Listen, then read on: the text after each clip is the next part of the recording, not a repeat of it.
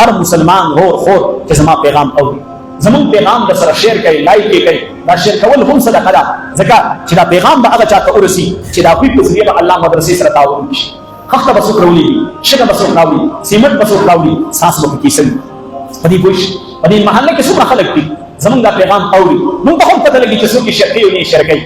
دا شیر کول ولم شي پیغام دې شیر کو عمل پیوکا ټول مرګو خدمت کی درخواست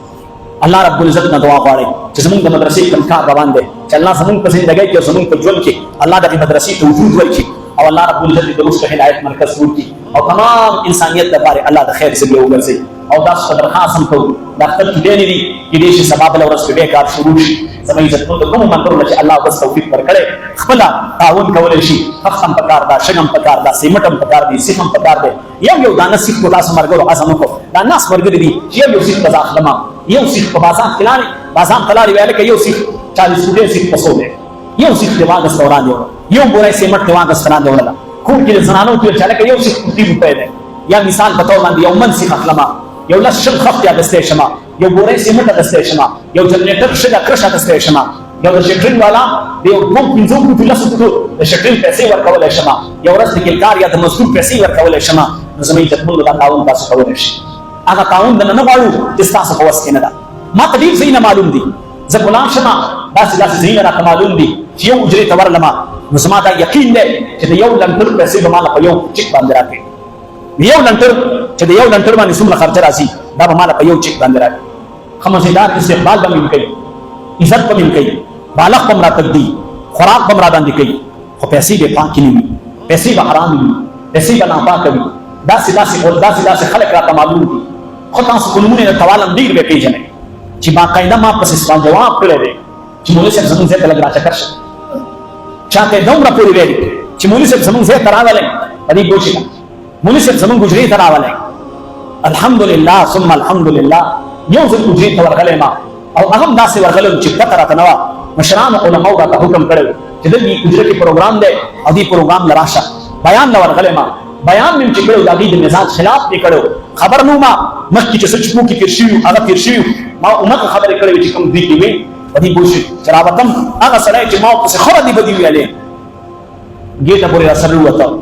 به مرته دعوت راکو ناګینه باندې بیسو کرته دعوت راکو نه ورغل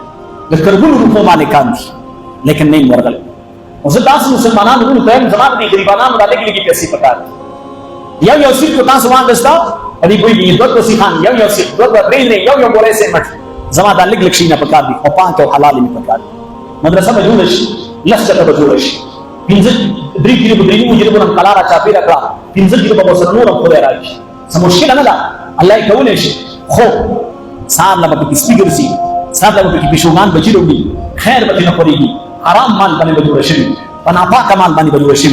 د چا غریبانو کوم کو جوړ شي د چا یتیمانو په سلمو جوړ شي د چا غاصب په پیسو جوړ شي د ایسو کاروبار بکی داګه په پیسو جوړ شي د ټولو کاروبار بکی داګه په پیسو جوړ شي د چا ظالم پیسې په کې لګیدلی الله ته بنی فقہ الله به قبول نکي رب به کی دغه مدرسه ولاړې بلډینګ ولاړې سیو به کې ګرځي لیکن سو په دین نشته کوي زما پاک کی پکار دي حلال می پکار دي لګي دي کال غوړي 15 شل کال لګي کې واوري هیڅ مسله نشته او الله رب العزت دې درس هدایت مرکز وکړي دا به کی پسو او پاک او حلال الله پیغمبرانو ته کلو من الطيبات پاکیزه خوراک کوي پاک مال حلال مال زیاتیږي دا غړي چلای دا یو بچی راوړي دوه بچی راوړي او د دې نامي ګرځي او د سپو یو سپی چې کوم دی یو سپی لسو بولس بچی راوړي او د سپو نمبر څوک نه ساتي ځکه سپی ناپاکه دی چلای پاکه ده الله پاک مال کې برکت شي چې کوم مال پاک وي کوم مال چې حلال وي هغه د الله خوښ وي او زمونږ داخله کوئی حلال نه ډیریږي دا ساده سړیا دا بچا وي چې حلال نه ډیریږي ناپاک نه ډیریږي پاک مال کې الله برکت شي الله رب العزت دې لري الله پاک په برکتونه شي الله دې تاسو قوم ته پاک او حلال پاکیزه رزق نصیب کړي الله دې حرام او رزق او صاف ربول عبادت فرمایي نو ټول مرګو خدمت کې درخواست ده یو دوه درې سیخان یو پیلر جوړول شي یو پټه زمای عزت مند د شټرینګ پیسې ورکول شي یو درې پټه ده ادي کې ان شاء الله العزيز دیوالونو باندې کار شروع ده په بیمار پیلر به ډکیږي ورپسې ان شاء الله شټرینګ کېږي چت باچو لکېږي لنټر باچو لکېږي ار نارینا سنانا ار مسلمان هور خور چې زما پیغام اوري زمون پیغام د سره شیر کوي لایک کوي دا شیر کول هم صدقه ده ځکه چې دا پیغام به هغه چاته ورسي چې دا کوي په ذریعه به الله مدرسې سره تعاون وشي خخته به څوک راولي شګه به څوک راولي سیمنټ به څوک راولي ساس به پکې سوي په دې پوه شي په دې محله کې څومره خلک دي زمونږ دا پیغام اوري موږ به هم پته لګي چې څوک یې شیر کوي او نه یې شیر کوي دا شیر کول ولم شي پیغام د شیر کو عمل پې وکړه څومره الله وستر کړی دی دا ذکریا میر صاحب په کور کې بکسه ایښې ده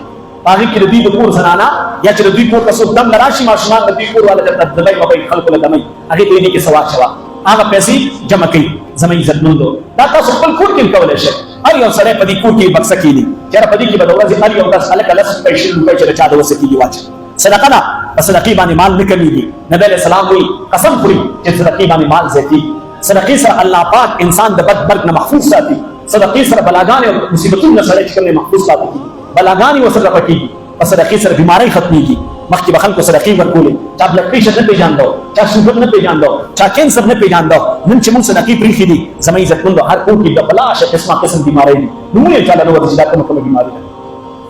دې د وجې نه زما عزتمندو په خپل کور کې زنانه ورته ووایه 10 روپۍ د وسه کېږي 100 روپۍ د وسه کېږي 100 روپۍ د وسه کېږي دا پکټ اپا پسې راوړه واقتی پسې راخلا دریابتی پسې راخلا څلورتی پسې راخلا ان شاء الله دا غینه بس لسنه بسل جوړی شي لسنه بسل جوړی شي آسان ده نبی اسلام فرمایي یسرو خلق ته آسان کوي دا